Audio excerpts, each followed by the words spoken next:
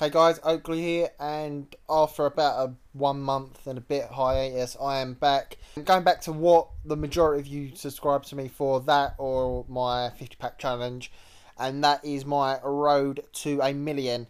In FIFA 11 it was a road to 100k, which turned into 250k, which turned into 500k, and that's where I stopped. But in FIFA 12 we are going for the big one straight away, road to a million. So just like before, I'm going to do this without playing a single match, so just purely through trading and opening packs. In this episode, we're concentrating on the bronze pack method just because I haven't got any coins to start off with, so I need to get my first sort of 10, 20,000. And this is a nice easy way for people who haven't got a lot of coins, or for people that just want to have like a steady income of coins, without having to spend too much time looking for players or looking for cards. You can just open a few packs, put them on the market, and just watch a slow few hundred coins from each pack. And obviously, if you get a decent high-paced player, you can look at making a 2-3 grand profit from each pack. So as you can see there, I've just remade my team.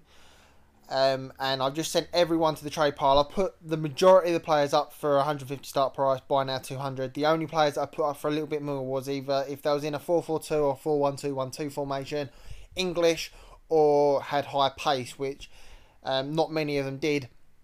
And then I sell them and I get just over 2,000 coins, and this is where I just start buying packs. Now the bronze pack method, everyone should know it by now, but I'll just give you a quick recap.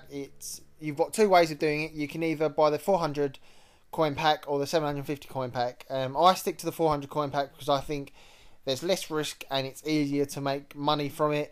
And then from that, you can either pick out the cards you want, or you can pretty much put all of the cards into your trade pile and try and sell them.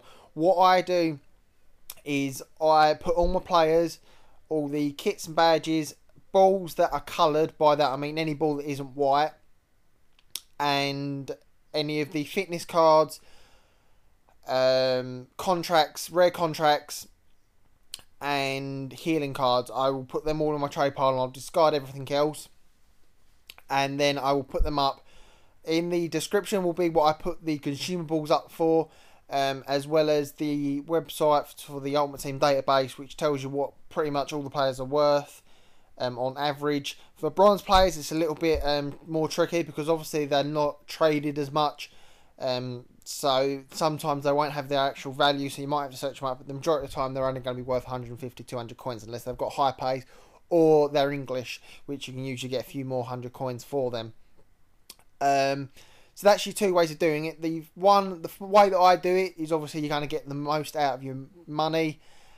Just because obviously you're putting the more stuff in there. If you pick and choose and just pick like the high paced players, the English players, fitness cards and that, you're going to probably make money quicker, but in the long run you're not going to make as much because obviously you're not putting as many stuff into your trade pile to put up for sale.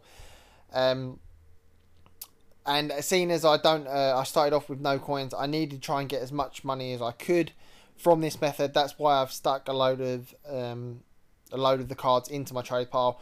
What I would personally recommend, if you've got like 5 to 10,000 coins already, I would personally just pick and choose the consumables. So pick all your fitness cards, all the healing ones, the rare contracts, and I'd pretty much discard the rest of the cards. You can try and sell some of the kits and badges. They're quite difficult to sell unless they're like an in-demand team. And the players, all you're really looking out for is high pace, 80 plus really for a bronze. And English, if they're English, I would always try and sell them because that's the most made bronze team. And apart from that, I would discard the rest of them unless you think you can sell them. And you can probably get a quick turnaround as well, because where you've got 50 space in your consumables and your 30 in your trade pile, you can pretty much open a few packs, put them up, and then by the time you've finished opening up all the rest of the packs and filling up your consumables and trade piles, you've probably only got another 20-30 minutes before the trade pile's up again, and then you can just keep on rinse and repeating really. And as you can see here, I'm opening quite a few bronze packs. That's just because I want to try and make as much money in a short space of time. All this episode was done in probably about an 18 to 24 hour period.